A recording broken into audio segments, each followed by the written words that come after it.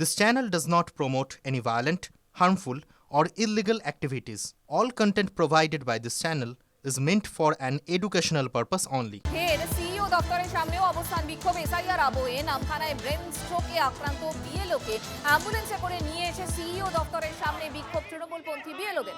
ছবি দেখাচ্ছি আপনাদের।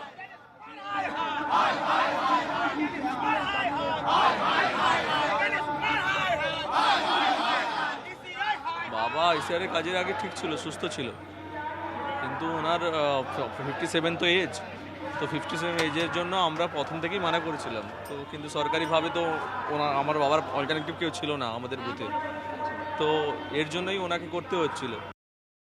যা অবস্থা রয়েছে প্রায় মোটামুটি শেষ, শুধু প্রাণটা বাকি রয়েছে। প্যারালাইসিস হয়ে গেছে, স্ট্রোক হয়েছে। এসআইআর কাজে যুক্ত ছিলেন, বিএলও হিসেবে কাজ করছিলেন। তারা বলছিল কি মানে কাজ নেই, প্রেশার নেই, কিছু সমস্যা নেই, তাদেরকে দেখাবার জন্য আমরা দাবি ওনাদেরকে সাহায্য করতে হবে, ওনার পরিবার পাশে দাঁড়াতে হবে। বাংলার বিএলওদের সুরক্ষা নিয়ে উদ্বিগ্ন সুপ্রিম কোর্ট গভীর উদ্বেগের বিষয় বলে মন্তব্য প্রধান বিচারপতির। বিএলও নিরাপত্তা সুনিশ্চিত করতে নির্দেশ, রাজ্য নিরাপত্তা দিতে ব্যর্থ শীর্ষ আদালতে দাবি মামলাকারীর। কেন্দ্রের নিরাপত্তা চাইলেন বিএলওদের আইনজীবী। বিএলওদের উপর রাজনৈতিক চাপ আছে দাবি মামলাকারীর। প্রয়োজনে অতিরিক্ত কর্মী দিতে হবে রাজ্যকে, বললেন প্রধান বিচারপতি। এসআইআর নিয়ে বাংলায় এমন কি হলো যাতে বাহিনী প্রয়োজন? একটি এফআইআর এর ভিত্তিতে বাহিনী দেওয়া যায়, প্রশ্ন বিচারপতি বাগচি। সিকিউরিটি কনসার্ন নিয়ে আমাদের কাছে স্পেসিফিক কোনো এখনও কিন্তু আসেনি। রাজ্য সরকারের সিকিউরিটির দায়িত্ব আছে এবং সে ব্যাপারে পূর্ণ সহযোগিতা রাজ্য সরকার করছেন, এটা আমাদের মাননীয় মুখ্য নির্বাচন আধিকারিক মহাশয় বলেইছেন। এ ব্যাপারে এখনও কিন্তু কোনো রকম সমস্যা হয়নি। হাতে যে 2002 ভোটার লিস্ট, বিএলওকে যে সফটওয়্যার দেওয়া হয়েছে সেই ভোটার লিস্টের মধ্যে খামতি রয়েছে।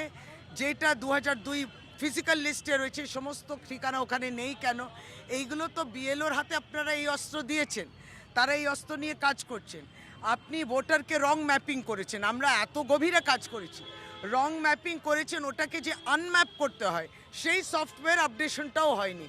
আপনি তাকে নিরস্ত্র করে রাখবেন, তারপর তার উপরেই চাপ রাখবেন, এটা তো হতে পারে না। তাড়াহুড়ো কিসে? তাই আমরা বলি যে দিল্লির মডেল আর মহারাষ্ট্র মডেল, বিহারের মডেল, বেঙ্গলের মডেল হতে পারে না। যেখানে বিএলওদের উপরে চাপ আছে বা বিএলওদের জীবন রক্ষার সমস্যা আছে বা জীবনের উপর জীবন হানি হতে পারে এই ধরনের ভয় আছে, সেই সমস্ত জায়গাতেই বিএলওদের প্রোটেকশনের ব্যবস্থা করা উচিত। এবার নির্বাচন কমিশন ঠিক করবে কি ধরনের প্রোটেকশন তারা দেবে, পুলিশ রাখবে না কেন্দ্রীয় বাহিনী রাখবে। বিএলওরা বরাবরই শাখের করাতেই পড়ছেন এই কাজ থেকে, কারণ এলাকায় তার কোনো নিরাপত্তা নেই। কোন এলাকায় শাসক দলের কোন নেতা তাকে কি ধরনের হুমকি দিচ্ছেন, কি চাপের মুখে তাকে কাজ করতে হচ্ছে, এ তো আমরা যারা রোজকার কাজ করতে যাই তারা দেখছি প্রত্যেকে। ফলে এই রকম পরিবেশ পরিস্থিতির মধ্যে তাদের নিরাপত্তার ব্যবস্থা না করে গোটা দায়টা তাদের ওপর চাপিয়ে দেওয়াটা কোনো কাজের কাজ হচ্ছে না। বিএলওদের ভাতা নিয়ে সংঘাত, কেন্দ্রীয় সরকার এবং নির্বাচন কমিশনকে একযোগে আক্রমণ মমতা বন্দ্যোপাধ্যায়। বিএলওদের বাড়তি টাকা গতকাল ছেড়ে দেওয়া হচ্ছে। কাজ করাবে নির্বাচন কমিশন আর টাকা বাড়াবে রাজ্য সরকার, আর টাকা বন্ধ করে দেবে কেন্দ্রীয় সরকার। আক্রমণে মমতা বন্দ্যোপাধ্যায়। সেই রকম বিএলএরা অনেক কাজ করছে, বিএলওরাও অনেক কাজ করছেন। অনেকে মারা গেছেন, 40 জন মারা গেছে এসআইআর এর জন্য। আমরা তাদের পরিবারকে 2 লক্ষ টাকা করে দিচ্ছি। এবং 3 জন বিএলও মারা গেছে, 15 জন হাসপাতালে আছে। 3 জন আত্মহত্যা করতে গেছিলেন, জীবন মরণ পায়ের ভিত্ত করে লড়াই করছেন, তাদেরও দেখাশোনা আমরা করছি। বিএলওদের বাড়তি টাকা কালকে ছেড়ে দেওয়া হয়েছে আমি শুনেছি। এবং আপনারা কাজ করাবে ইলেকশন কমিশন আর টাকা বাড়াবে রাজ্য সরকার, আর টাকা বন্ধ করে দেবে কেন্দ্রীয় সরকার। কি সুন্দর থিওরি, বুঝুন। বিএলও অধিকার রক্ষা কমিটি কেন এই কথা বলছেন? কেন এই কথা আপনি বলবেন? কেন এই কথা আমার মুখ দিয়ে শুনবে তারা? বিএলও অধিকার রক্ষা কমিটি, মমতা ব্যানার্জি চটি চাটা বললে তারা খুব রেগে গেছিল। তারা তো বিএলওদের অধিকার নিয়ে লড়তে এসেছিল। তারা কোথায়? তারা আজকে কোথায়? রাজ্য সরকার না দিলে পরের রাজ্য সরকার এই টাকা মিটিয়ে দেবে। এই রাজ্যের সরকার যদি না দেয় টাকা বকেয়া থাকবে, পরের রাজ্য সরকার যে আসবে সেই টাকা মিটিয়ে দেবে। শেষের পথে এসআইআর প্রথম পর্বের কাজ অবশেষে, টাকা বরাদ্দ রাজ্যের। ৮১,০০০ বিএলওর জন্য মাত্র ৬১ কোটি টাকা বরাদ্দ রাজ্য সরকারের। বিএলওদের সঙ্গে অতিরিক্ত বিএলও, ইআরও, এইআরওদেরও ভাতা বরাদ্দ। প্রতি বিএলওর ২১,০০০ পাওয়ার কথা থাকলেও বরাদ্দ মাত্র ৬,০০০। নামমাত্র ভাতা ক্ষুব্ধ বিএলওরা।